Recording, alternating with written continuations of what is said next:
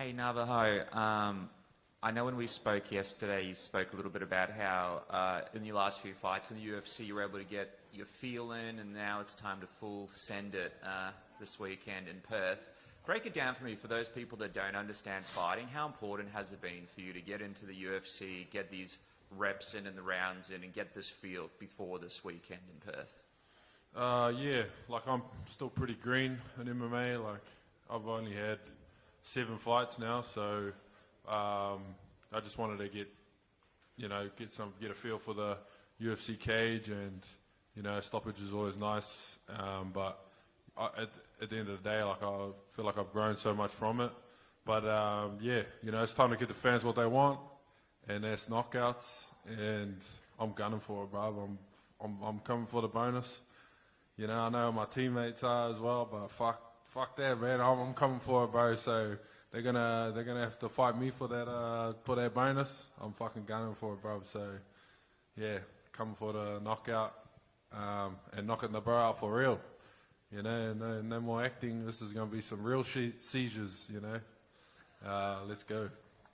It's going to be an exciting fight, man. Bilardo, sort of break it down for those that haven't seen your thoughts on him. What do you think of him as the opponent, Perth?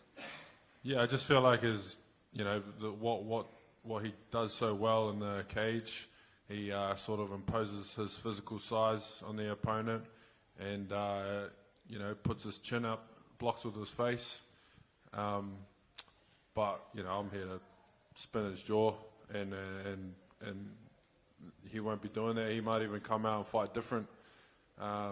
He'll be probably studying me, and yeah, knows that I'm a big guy. You can't just do that the same sort of style for me. So yeah. I know we spoke about the great work you guys are doing, CKB, yourself, with the Walk Without Fear Trust, and I was looking a bit of your history, and I saw that you were able to find yourself purpose in fighting in MMA from a young age, and that was something that was able to get you in the right direction. So break that down for us, because I know you guys are talking about the importance of it to young people right now, but you're actually a case of someone that was able to find purpose. Yeah, and in my country, like a lot of young Māori are, there's like almost not much to do, and they all end up joining gangs and going down the wrong path. And I feel like fighting is just a way for these males to really hone in on their masculinity and give them some sort of life purpose. And I feel like if I can show the young Kiwis back home that this is a career path, for some of those that need to deal with all of that aggression, then I feel like I'm doing that right now for my country. I'm followed big by young male in New Zealand, and I just try to show them that it's possible. So I grew up around that same sort of upbringing, and kind of been in street fights and stuff like that. I was jumped when I was 15 by full-grown men, by gangsters actually, and that was a pivotal moment for me, going from there, just realizing that my life is worth something, and yeah, here we are. Thanks so much, man. Good luck this weekend. Kia ora, cuz. What's up, brother? If you get that bonus, any chance to get a loan, G? Oh, brother, any loans? Nah, I don't know. Probably not. I'm being selfish on that one. Surely you smash a pie sandwich though if you win. Yeah. White bread. Yeah, we'll get the pie sandwich going. I don't know about the pies in Aussie yet, but I haven't actually tried them, but I don't think I want to try them from what everyone's been telling me. So you talked about hunting for that knockout. Because you came in such spectacular fashion and you've had a couple decisions since, do you feel a pressure to kind of get back to that entry level that you set when you knocked the guy out in Contender Series? Yeah. I don't know. I don't really feel the pressure. I think it's just because I don't give a fuck. But yeah, this is just something I want to do for myself. That's what I'm hunting for. Man, if I seen a submission, I'd go for it. But yeah, it's just something I want to do for myself. I want to set a statement and just let everyone know I'm legit. And you're getting closer and closer to fighting at home. This is the closest so far. What would it mean to you if the UFC came to New Zealand and you got to fight on that card? Yeah, well, I would love that. Fighting with my home country would be crazy. Hopefully I need to get my street cred up, my rep up. That way I can main event that motherfucker, man. Like, that's my dream, you know. I don't care if it's for a title or not, but if I can be that guy for New Zealand, then that would be amazing. And you're a few fights into your UFC career now. What do your DMs look like, and can you read us a few? Oh, brother, it's mainly just, you know, angry UFC fans, to be honest. Some people wishing me well, some people, you know, wishing me ill, but, you know, it is what it is. You just take it with a grain of salt. Unfortunately, not as much his as we would have wanted, but, you know, it's all good. Speaking of the has the new hairline helped? Yeah, bro, I'm about to go get my new photos done, man. They're still using my old ones from last year. Man, they sauced me up, bro. I went to Turkey and shit, bro. Looks good, it looks good. So we're still growing, but it looks way better than before. And you're streaming a lot. What do you feel more at home doing? Streaming, playing Siege, or in that cage fighting? Oh, to be honest, I probably have a better chance of becoming a UFC champ than I am a R6 champ. But yeah, I enjoy it a lot. But unfortunately, you know, you can't go down two paths. You have to focus on one. So yeah, I'll always focus on fighting first. But you know, streaming is just fun. It's just something I do on the side. People can go follow me on Twitch, and it's just my name, Navajo Stirling, and yeah. Cheer, brother. Cheer, brother. Nav over here. You mentioned before when you were talking about, you know, the story of how you kind of came to fighting. You know, it's something that helped you when you were in kind of tough situations. When you first walked into City Kickboxing, first got into fighting, did you think then that you'd make it here? Oh, 100%. That was the only reason why I started fighting. I was like, you know what? I'm not going to do this unless I'm the best. I don't want to, and the reason why I wanted to be the best is because I'm like, man, I want to do this for a living. Like, I'm sick of this 9 to 5. I was working in a warehouse. It was just shit, you know. You're like, just looking at, it's in a warehouse all day. And I was always good at working really hard. And I was like, you know what? If I just put all of this work ethic to something like fighting, where I'm solely responsible for myself, then surely that's going to amount to something. And that's pretty much what I've been doing. Like, every year it was just like, whose ass am I beating this year? And yeah, I've just slowly been smashing everyone all the way to get to where I am. And that's how it's all sort of worked out for me. You mentioned it earlier when you first sat down, but what did you make of Rodolfo's last fight?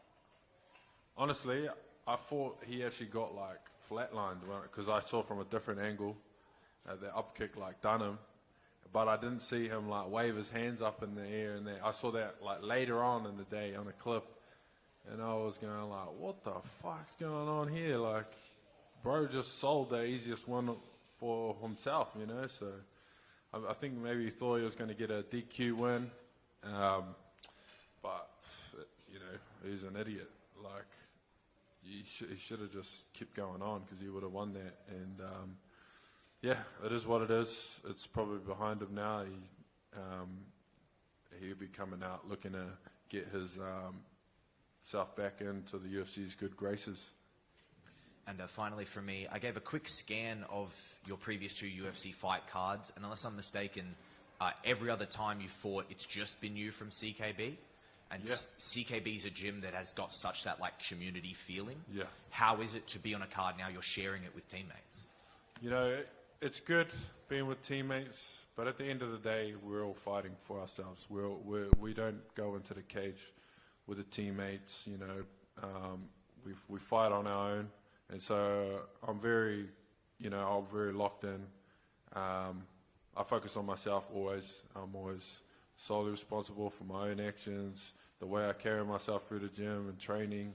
And, you know, I'm just like always locked in. And yeah, despite like having the friends around and family and teammates, it's all good, but at the end of the day, we're all fighting for ourselves.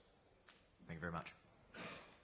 Now, just back to social media, how much effort do you actually put in each day, each week into your channels?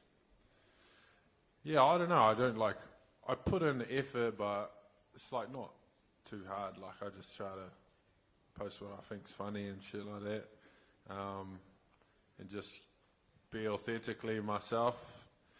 And yeah, just give people access to me. Like that's why I enjoy it, and people see me in the cage and probably don't realize who I am behind the cage.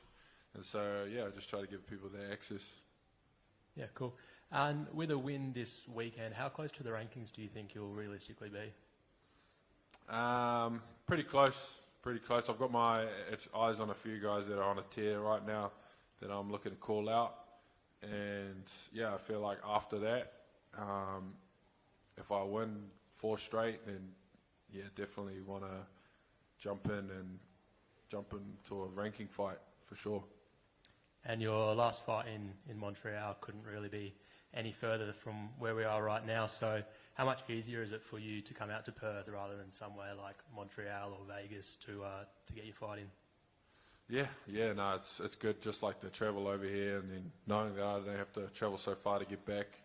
Yeah, it's good. It makes everything easier, and yeah, I feel like I've had pretty good reactions with the crowd every time I come out to fight. So I'm not too really fussed about all that. I just like passion, you know. If everyone's going to get behind it, whether they boo me or cheer for me, it doesn't matter. It's all good. And how many more fights do you want to get in this year? I'm hoping to smash this dude out quick and easy, and then yeah, hopefully jump back in and smash someone else. So yeah, I'm pretty sure the guys that I'm looking at don't have fights. So yeah, I'm hoping to call them out and get a fight. Cool. Thanks, mate. One more from me. I forgot one. There's an interesting opponent swap with you and Jimmy Crute where you basically just swapped opponents. Yeah. Have you had an exchange of words with him for a bit of advice or given him some in exchange? Yeah, I don't know. I've seen Ivan. He's a good fighter. Probably a rough matchup for Jimmy Crute. And then yeah, obviously Jimmy fought Bilardo. They had a pretty good fight too. So it's like a weird sort of like situation going on. I've got 2 wins and somehow I'm bloody on the prelims, but so it is what it is, you know. Prelims is where it's at. But yeah, I don't really know. I think it's just a big show out for Jimmy, being Australian as his home. Speaking of the prelims, you are the featured prelim. Does that kind of, where you're placed on the card, does that have any weight to you as you're progressing through your career? Nah. I mean, on my debut, I was on the bloody main card. So, yeah, top of the prelims is all good. Just get everyone, you know, hyped for the main. So that's it. I reckon it's a perfect spot for me. Cheers, bro.